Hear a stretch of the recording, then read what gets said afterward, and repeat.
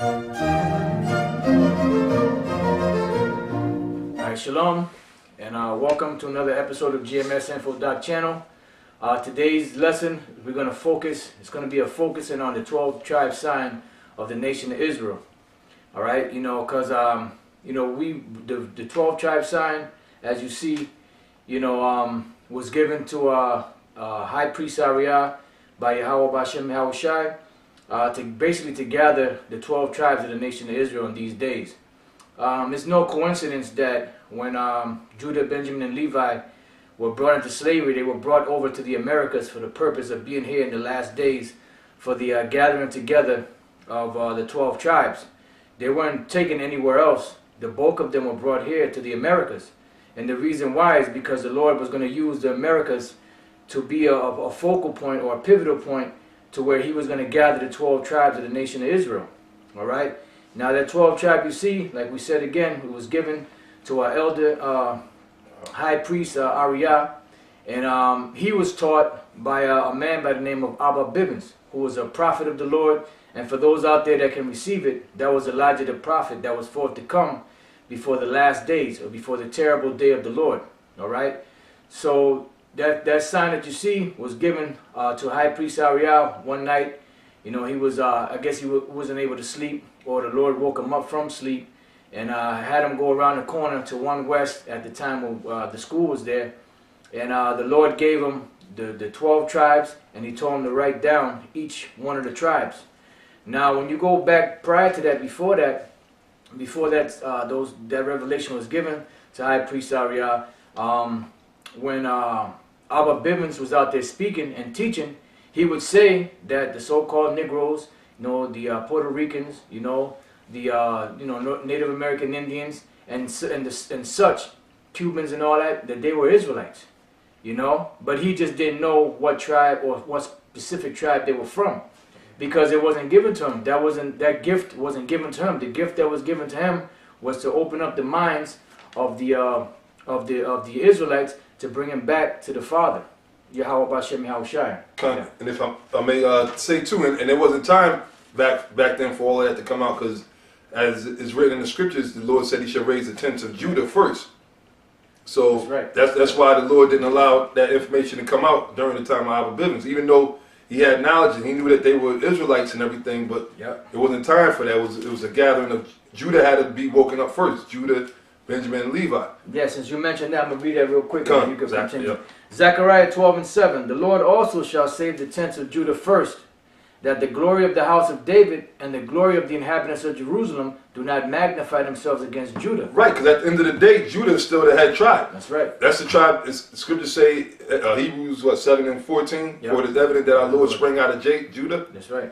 So Judah's the head tribe. So Judah had to be woken up first. So that's who the Lord used Abba Bivens to wake up first mainly. But then, like the elder Ramlov said, then the Spirit got on the Lord and revealed the rest of the tribes to Elder Ariah. Because that's how this thing goes, man. The further you go in it, the more the Lord reveals things, man. That's right. And basically what he did was when the Lord revealed that to High Priest Ariah, what he did was he was basically fine-tuning the truth then.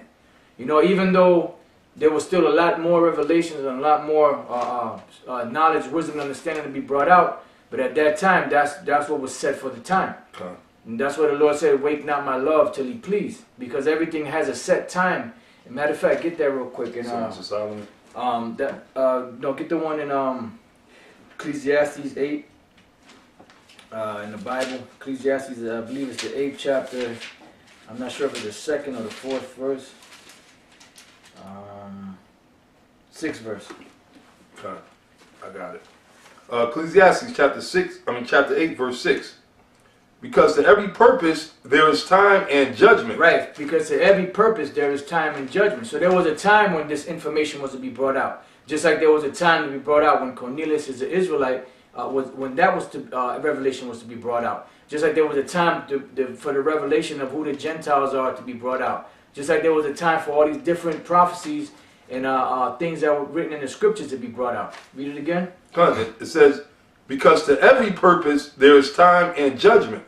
Therefore, the misery of man is great upon him. Right. So basically, every purpose that's purpose upon the earth whether it be whatever man is going through or whatever he has to do, or for prophecy's sake. It all has a time, and there's a judgment, and everything is brought out in a certain measure at a certain time, because the Lord brings it out that way. He says when you read the book Isaiah 34 that He gave it to the prophets, you know, line by line and by different portions, you know. So each man had a certain portion that they had to bring out, and until that time that portion is to be brought out, you can't move it. That's what the Lord says: stir not my love till He be pleased. All right, so now let's go from there to the book of Isaiah, chapter 59, and start at the first verse, and we're going to read to the 4th verse. And let me know when you get to the 4th verse, and we'll jump down to the 9th verse. Okay, come. Isaiah chapter 59, verse 1.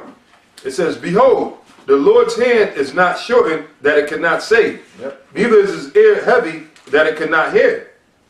But your iniquities have separated between you and your power, and your sins have hid His face from you, that He will not hear." Right, that's why in process of time what happened? The Lord said that you shall discontinue from your heritage which I gave you.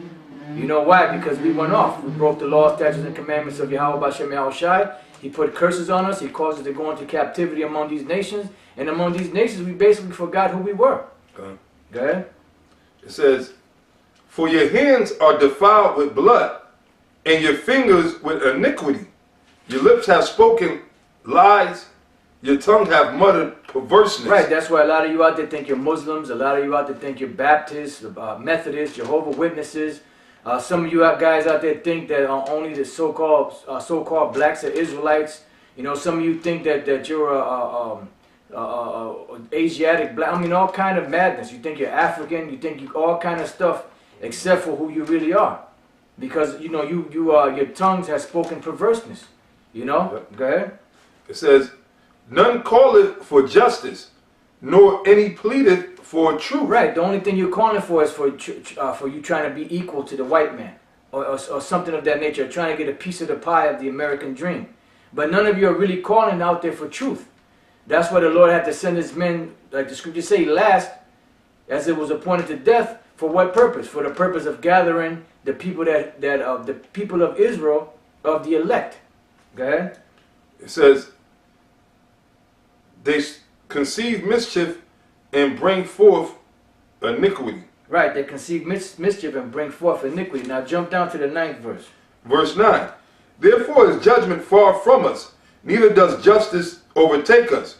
We wait for light, but behold obscurity, for brightness, but we walk in darkness." Right, to this day, the 2/3 of the nation of Israel walking in darkness, and they're still part of the 1/3 that's walking in darkness, part of the elect.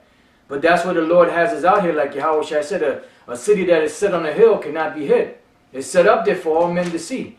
Why? Because you're going to have the elect that's going to see it. Some men are going to see it and they're going to be destroyed, judged. Some men are going to see it and be enlightened and be sealed for the truth. Go ahead. "We grope for the walk like the blind, and we grope as if we had no eyes. We stumble at noonday as in the night. We are in desolate places as dead men." That's why a lot of you so-called Negroes, West Indians, and so-called Native American Indians are into any type of philosophy except for your true nationality and worshiping your true power, which is Yahweh Bashem Yahushai. Go ahead. "We roar all like bears and mourn sore like doves. We look for judgment, but there is none for salvation. But it is far off from us. For our transgressions are multiplied before thee, and our sins testify against us. For our transgressions are with us, and as for our iniquities, we know them. Okay. In transgressing and lying against the Lord, and departing away from our power, speaking oppression and revolt, conceiving and uttering from the heart words of falsehood. And judgment is turned away backward, and justice standeth afar off.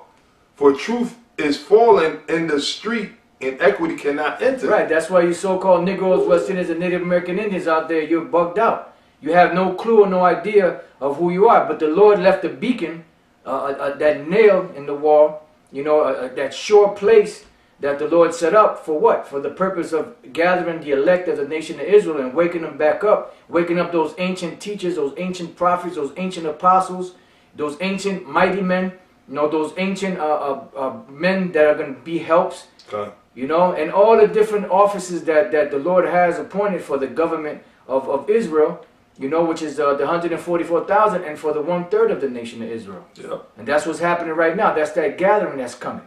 And that gathering is not going to come unless the Lord first and foremost draws you in. And also, you have to have some type of standard.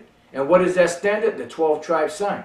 And that 12 tribe sign was made for the purpose of having it out there in front of the people out there so that they can look at it. In the street. In the street. Right. Like I said, it says, for truth is fallen in the street. That's right. And I remember Elder Tar used to bring this point home. He used to talk about how, like, back in the 80s, early 90s, you had all kind of Israelite camps all over throughout New York, every corner and everything. That's right. And then it came a point going into right before the year 2000, like around 97, 96, 97, up until 2006 or whatever. Right after the first split at One West. Yep. And then camps started dying off. Yep. And, you know, and they stopped going out there on the streets. It was only very few brothers still going out.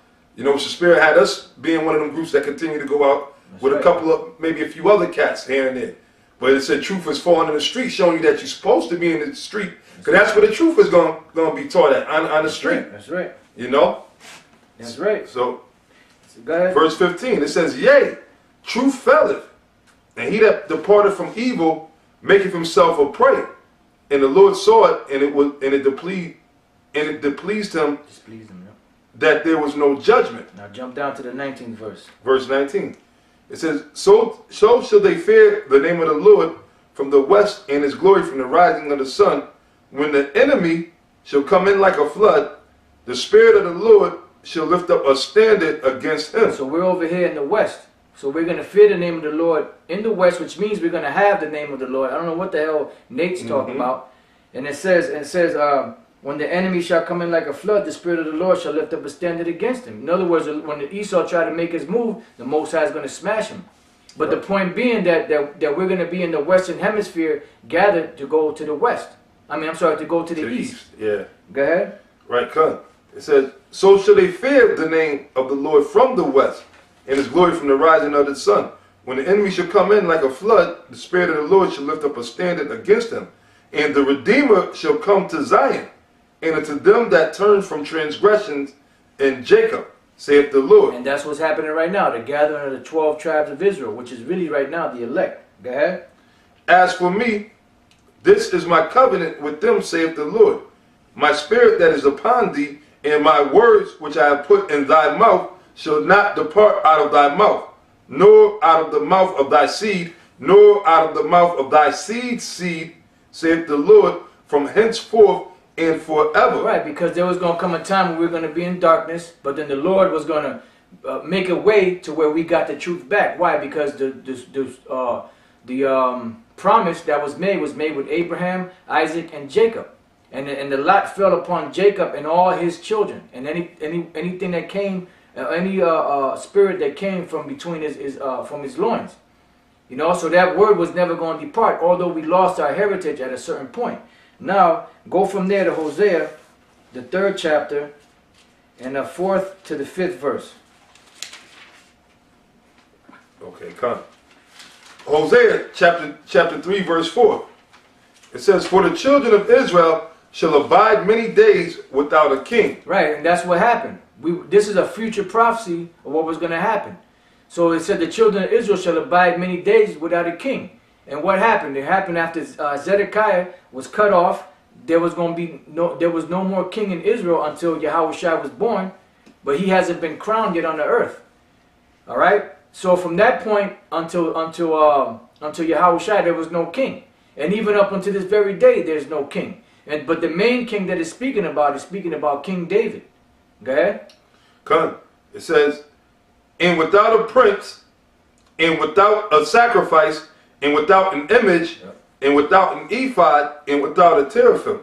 Yep. Afterwards shall the children of Israel return, and seek the Lord their power, and David their king. Right, and afterwards shall the children of Israel return. Now when you look up the word return, it should be in this scripture, should be shawab, which means to return. Now, when you go to the book of Isaiah, I forget what chapter it is, the word converts is also shawab, which is return. So those that are returned of Israel are the converts that come back to the Lord, that are turned back to the truth. And they're going to seek what? The Lord their power, Yahweh Bashem Yahushai, and David their king. Hey, which that's deep, man, because you don't, because which it is about Yahweh Bashem Yahushai, that's the order. But then the Most High said David their king too, right. Showing you that reincarnation, meaning David is back here in the reincarnation, because at this point King David wasn't around. That's right. So that's reincarnation, talk about in this life. So that's just another, tidbit for our brothers. Dealing with the reincarnation. Dealing with reincarnation, that's right. That's right. And proving that King David was here with us. That's right. All right? All right, so it says, in his goodness in the latter days. Read that last part again. Oh, Salakin. It says, afterwards shall the children of Israel return, and seek the Lord their power, and David their king, and shall fear the Lord and his goodness in the latter days. And we're in the latter days right now. So now go from there to Isaiah 60, verse 1 and 2. Now we may have to do a part 2 to this, because we were a little pressed for time. Because there's a few things we have to take care of, but we're trying to get in as much information as we can for you brothers. Go ahead. Right, Isaiah chapter 60, you want 2? Verse 1 and 2. Maybe 1, okay. Verse 1, it says, arise, shine, for thy light is come. Right, which we're going to read about. The light is Yahushai, and is the truth, but Yahushai is the truth. He's the word, but then he also used men to bring forth that light. Go ahead. Come. And how do you shine?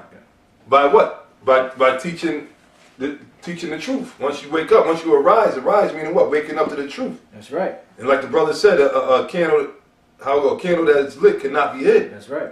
So you're going to shine. And how are you going to shine? By what? Being out there in the public teaching the truth. That's right. All right, continuously. You ain't going to be flickering out neither. That's right. That's right. You're going to have the oil if you're part of the elect, if you're part of the 5 wise virgins. I'm a real quick precept to back up Elder Manatazak.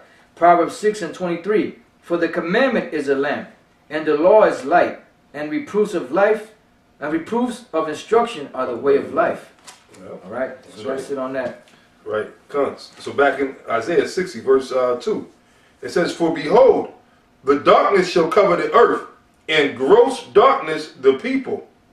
But the Lord shall arise upon thee, and his glory shall be seen upon thee. Right, because there was one point where the truth was cut off. Israel was cut off. We discontinued from our heritage. But then it said what? It said that, but the Lord shall arise upon thee, and his glory shall be seen upon thee. So in the midst of all that darkness, the Lord was going to send his men up to bring forth the light, so that those that were part of the elect that were meant to receive it would receive it. And once the Lord set it up where High Priest Ariel was able to put all of the pieces together on the 12 tribes, then the Lord set up that sign, and that sign was brought out there to be a witness, for those Israelites out there that the Lord wanted for them to look at it and ask, what do you mean by this? You have something? Quick precept. Bring it out. Ephesians chapter 5, verse 14. It says, wherefore he saith, awake, thou that sleepest, and arise from the dead, and Yahushai shall give thee light. That's right. Awake thou that sleepest. So basically, Israel is in a dead state, or was in a dead state. Which some of them are still in a dead state, but there's some of them that are woken up, like ourselves, you brothers out there that's watching, and some of you newer brothers that might have just woke up, still getting the sleep out of your eyes. You still, you just like waking up, wondering what's going on, and just the same way when you first wake up in the morning, you don't just jump out of bed and be like all energized. It takes a little while to get up and shake the cobwebs out, so to speak. So now go from there to the book of Baruch, chapter 5, verse 5. Because this is very important, but we're only doing this for the elect's sake. We don't give a damn about them clowns out there that don't believe in this. Because you got clowns out there that are leaning onto their own understanding. That's fine with us. We don't care. Because our thing is not to worry about them guys. Our thing is just to worry about the elect. The brothers that's out there that's sincere, that are looking for the truth, and that need to be edified. Like Yahushua told Peter, look, Peter, if you love me, feed my sheep and feed my lambs. And that's what we're doing. Go ahead. Come. Baruch chapter 5, verse 5. Arise, O Jerusalem, and stand on high, and look about toward the east, and behold, thy children gathered from the west